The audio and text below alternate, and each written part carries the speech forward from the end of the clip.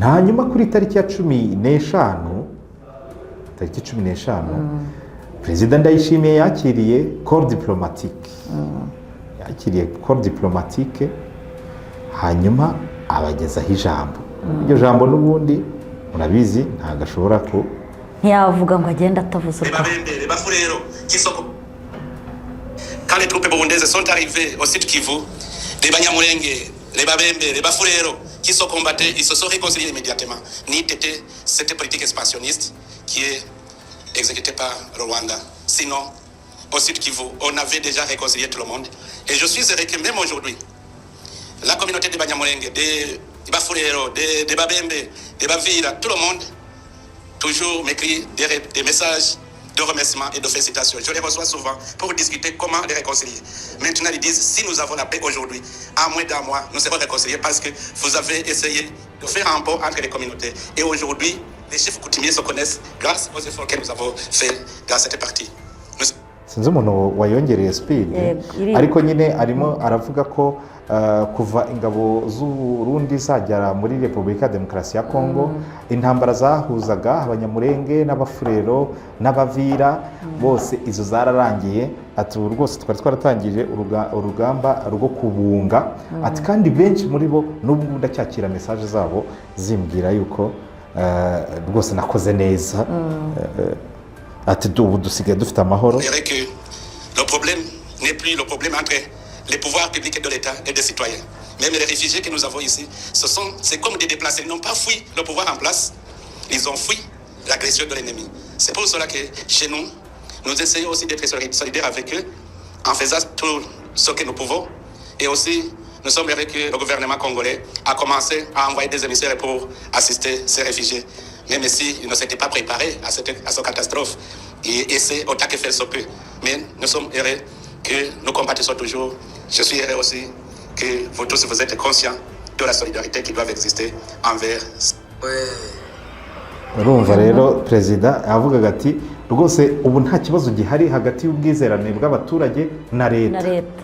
N'impunzi zavuye muri Kongo ziza hano mu Burundi ntabwo ari uko zahunze igihugu ahubwo zahunze umwanzi waje kubaendereza agresseur. Ubwo niye mu 23 n'ubundi ari kuvuga hanyuma ahita anaboneraho kuvuga yuko zibayeho babanye ngo bari gukora ibishoboka byose kugira ngo babe batekana ndetse na Kongo yaba yarohereje abantu bo gukurikirana imibereho y'izo mpunzi. Ariko hejuru y'ibyo nanone hari ibindi yavuze urumva. Malgré les initiatives de paix prises, les résolutions adoptées notamment par le Conseil de sécurité des Nations Unies et le Conseil des droits de l'homme, malgré les accords de Washington.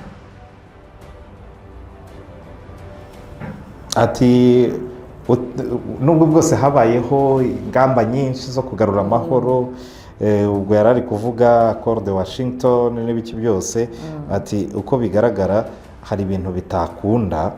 Il n'est pas possible que le Congo entame le processus. Des initiatives de l'Union africaine, de la communauté est-africaine à SADC, la situation à l'est de la RDC demeure plus préoccupante. Ati ibyo bintu byose nubwo byabayeho n'ibindi biri kuba twabanje kuvuga ati ikibazo cyo muri Kongo kiracyahari kandi kiracyateje inkeke. Nous prions Dieu que cette guerre n'a pas encore embrasé toute la région, mais le Burundi est en train d'en payer le prix. Ati dushimira Imana ko intambara itaragera mu karere kose ariko twebwe Burundi twatangiye kuriha ibiciro cyangwa se ikiguzi cy'iyi ntambara. C'est pour cela que le Burundi réitère son appel à la mise en œuvre effective des résolutions déjà adoptées, notamment la résolution 2773 des Nations Unies et celle du Conseil des droits de l'homme.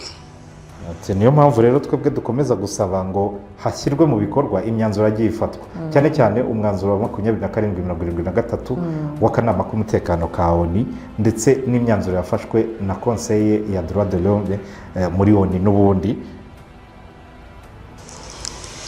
Quand on était à Washington pour assister à la signature de l'accord de Washington, tout le monde avait espoir.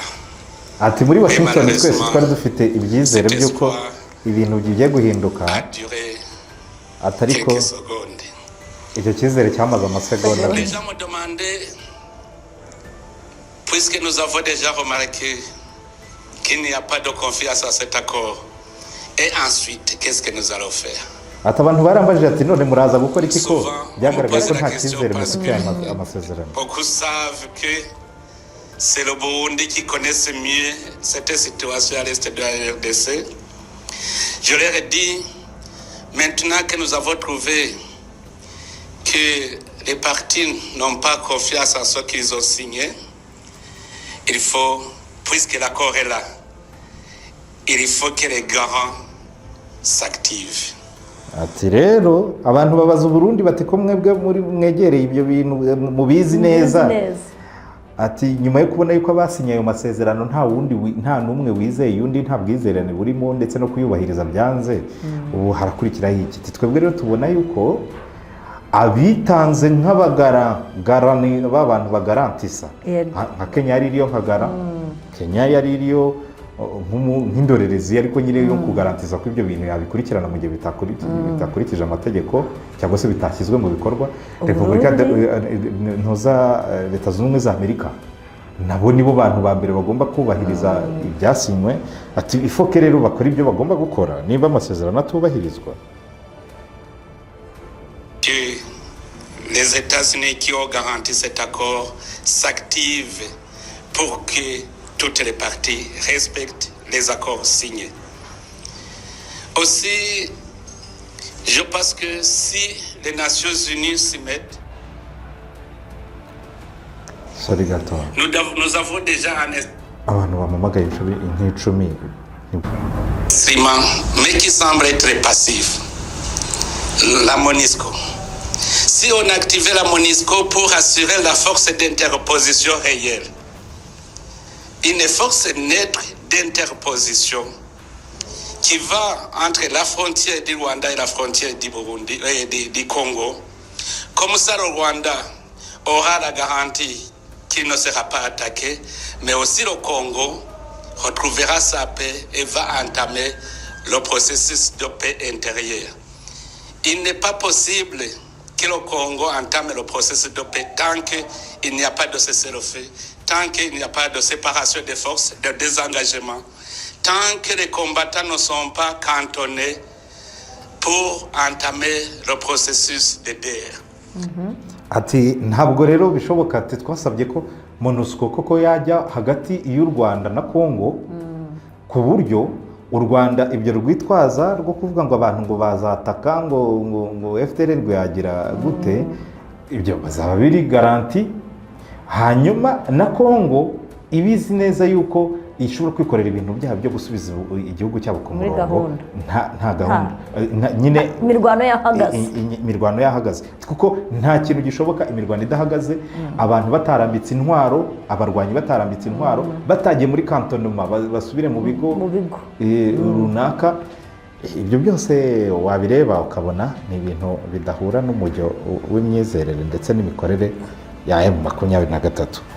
Et pour que cela soit une réalité, il faut renforcer la force de MONUSCO pour la rendre plus active.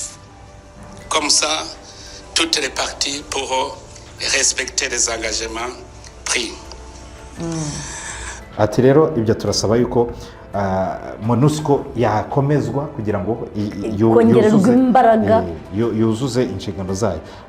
Aha ngaha ni naho yavugiye yuko u Rwanda rwose rugomba gusubiza, niba rushaka amahoro, rugomba gusubiza abantu bakoze ibyaha mu Burundi muri 2015, rukanarekera gufasha Red Tabara, kuko ibyo nabyo muri iyi disikuru ye ashinja u Rwanda, yabishinja u Rwanda ouvertement. Iki rero kirakwereka yuko cette guerre a été généralisée, nk'uko abyivugira.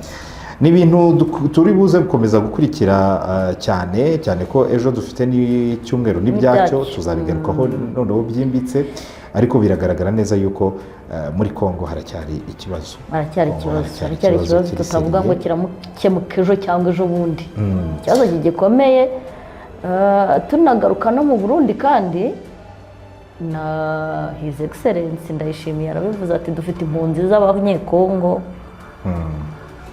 zahunze imirwano ejo rero ngo impunzi zageze gutya ziri mu makambi ziti tugataha ariko bagashinja barahambira utwabo abandi basiga ibyabo bari ku musitari rwose ni benshi cyane ku kavideo kari kuri Twitter ya Wembi rwose barimo bavuga ati baratashye turagiye ntabwo bitwabivamo kubera gufatwa nabi urabizi ko benshi barimo gupfa bishwe n'inzara korera kubura isuku bati dusubiyeyo ariko Repubulika ya Demokarasi ya Kongo nayo igahindukira umuminisitiri w'umugore witwa Eve wavuze ati ibi byose biri mu guturuka kuri 23 BNB Kigali 89.7 FM